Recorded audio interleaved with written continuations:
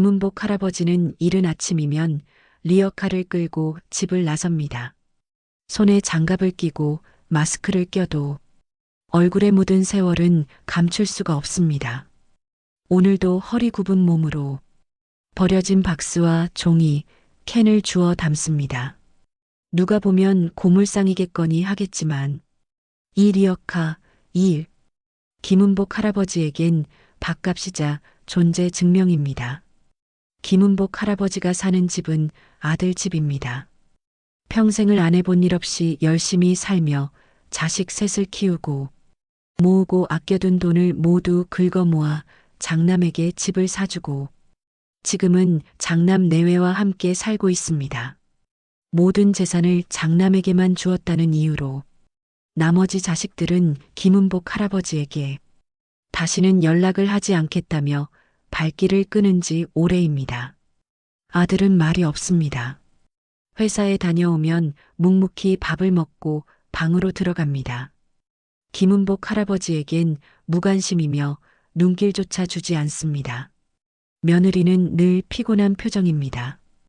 김은복 할아버지가 기침만 해도 눈살을 찌푸리고 신문이라도 떨어뜨리면 큰 소리로 말합니다. 아버님, 이러시면 곤란해요. 이제라도 혼자 사시는 게 더 편하신 거 아시잖아요.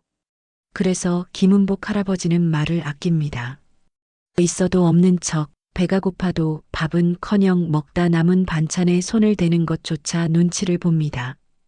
때론 식탁에 앉기도 민망해져 밥도 대충 말아 드시고 얼른 자리에서 일어나 며느리의 눈앞에서 사라져 줍니다.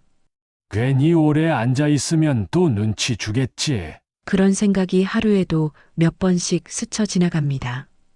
오전 7시 어김없이 김은복 할아버지는 골목을 돌며 폐지를 줍습니다. 등 뒤로는 철컥철컥 리어카 소리가 따라옵니다. 누군가는 창문을 열고 말합니다. 아이고, 오늘도 고생 많으세요. 그 말 한마디가 참 따뜻합니다. 또 누군가는 그런 김은복 할아버지가 안 된 마음에 빵과 우유를 드시라고 건네기도 합니다. 그렇게 아침을 해결하는 경우도 종종 있습니다. 비록 빵과 우유이며 길 한쪽 모퉁이 구석에 앉아 먹지만 그런 날은 그래도 눈치밥 안 먹으며 편하게 배를 채울 수 있어 김은복 할아버지는 감사해야 합니다. 집에서는 한 번도 느껴보지 못한 그 따뜻함에 울컥도 합니다.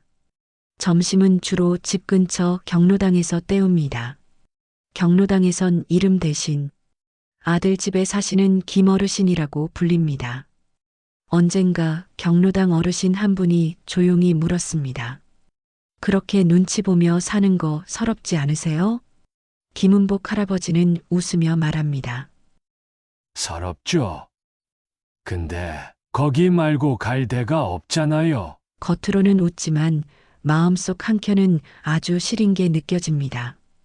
그렇게 아침부터 저녁까지 리어카를 끌며 여기저기 다니다 보면 발도 붓고 몸도 천근만근 힘이 듭니다. 그런 몸을 이끌며 억지로 집을 향해 갑니다. 저녁엔 더 조심합니다. 며느리가 하루 중에 이 시간이 가장 예민하기 때문입니다. 아들이 퇴근하고 들어오면 작게 시작된 잔소리가 서서히 날이 서기 시작합니다. 아버님, 신문은 좀 한쪽에 모아두세요. 자꾸 이렇게 널브러뜨리시면 제가 치워야 하잖아요. 냉장고 문 또 안 닫으셨죠? 냄새 올라오던데요. 그럴 때면 김은복 할아버지는 슬리퍼를 끌고 마당으로 나갑니다. 불도 켜지 않은 어둠 속에서 조용히 담배 한 개비를 꺼내뭅니다. 숨소리도 줄이고 기침도 꾹꾹 참습니다. 방해되면 안 되니까. 그 생각뿐입니다. 그러던 어느 날 김은복 할아버지가 리어카를 끌고 돌아오던 길에 비에 미끄러져 넘어진 일이 있었습니다. 무릎이 찢어지고 손바닥엔 피가 배어났습니다. 지나가던 학생이 도와주려 했지만 김은복 할아버지는 손사래를 치며 거부합니다. 괜찮아. 나 자주 넘어져. 익숙해. 병원에도 가지 않습니다.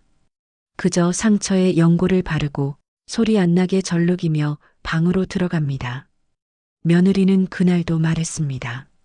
아버님 혹시 또 밖에서 뭘 하신 거예요? 이젠 진짜 무리하시면 안 돼요. 하지만 그 말엔 걱정이 아닌 피곤함과 짜증이 잔뜩 묻어 있었습니다. 그날 밤 아들은 조용히 말했습니다. 아버지 이젠 혼자 사는 게 서로 편하지 않을까요? 그 말에 김은복 할아버지는 그저 고개를 끄덕일 수밖에 없었습니다. 말없이 조용히. 며칠 후 김은복 할아버지는 짐을 꾸리셨습니다. 몇 벌 안 되는 낡은 옷과 작은 상자 하나, 그 안엔 오래된 사진 몇 장과 아들이 어릴 적 썼던 그림일기 한 권이 들어 있었습니다. 출발하려는 김은복 할아버지를 붙잡은 건 의외로 손자였습니다. 할아버지, 어디 가요? 우리 오늘도 이야기 안 해요? 김은복 할아버지는 조용히 웃으며 대답합니다. 이제는 다른 집에 가서 이야기해줘야지. 그렇게 문이 닫히고 리어카가 천천히 멀어져 갔습니다. 등 뒤로 철컥철컥 철컥철컥 소리가 점점 멀어져 갑니다. 그날 이후 그 집 마당엔 더 이상 폐지 리어카가 보이지 않았습니다. 김은복 할아버지가 떠난 지 한 달이 지났습니다. 그 누구도 정확히 김은복 할아버지가 어디 계신지는 몰랐습니다. 아들도 며느리도 그냥 그렇게 혼자 계신 게 더 편하시겠지라며 쉽게 잊어가고 있었습니다. 하지만 김은복 할아버지를 찾는 사람이 있었습니다. 매일 아침 유치원에 가기 전 창가에 기대서서 마당을 내려다보는 아이. 그 아이는 손자였습니다. 할아버지 안 와? 오늘도 이야기 못 해? 아이는 아직도 김은복 할아버지가 문 열고 들어올까봐 현관을 자주 바라보았습니다. 손자의 생일이 다가왔습니다. 집안은 풍선과 케이크로 꾸며졌고 아이 친구들도 몇 명 놀러 왔습니다. 하지만 아이는 한 사람만을 기다리고 있었습니다. 아버지도 눈치를 챘습니다. 아들이 멍하니 창밖을 바라보는 그 눈빛을. 파티가 끝나갈 무렵 현관문이 똑똑 두드려졌습니다. 아이보다 먼저 며느리가 문을 열었습니다. 그 순간 굳어버린 표정, 낡은 셔츠, 해진 바지, 손엔 작게 접은 종이 상자 하나. 그 앞엔 김은복 할아버지가 서 계셨습니다.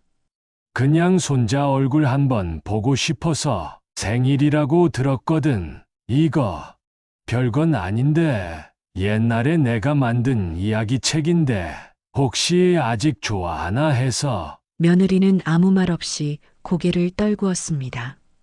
그 사이 아이가 달려나왔습니다. 할아버지, 진짜 왔네. 우리 이야기해요. 빨리 와요. 아이는 김은복 할아버지의 손을 잡고 방으로 뛰어들어갔습니다. 작은 손이 굳은 살 가득한 손을 꽉 잡았습니다. 그리고 잠시 후 방 안에서 들리는 두 사람의 목소리. 옛날에 코가 길고 다리가 짧은 코끼리 한 마리가 살았어요. 김은복 할아버지와 손자의 웃음 섞인 목소리. 낡은 이야기책 속에서 피어난 따뜻한 동화. 그날 밤 김은복 할아버지는 아들에게서 연락을 받았습니다. 아버지 오늘 와주셔서 고맙습니다. 그리고 죄송합니다. 잠시 정적이 흐른 뒤 조용한 대답이 들려왔습니다. 미안하단 말. 이제 그만해라. 그냥 손자가 웃었으면 됐다. 며칠 후 마당 한켠에 오래된 리어카가 다시 놓였습니다. 하지만 이젠 폐지를 실은 적이 없습니다. 대신 그 위엔 작은 의자와 이야기책, 그리고 두 손 꼭 잡은 김은복 할아버지와 손자가 함께 앉아 있습니다.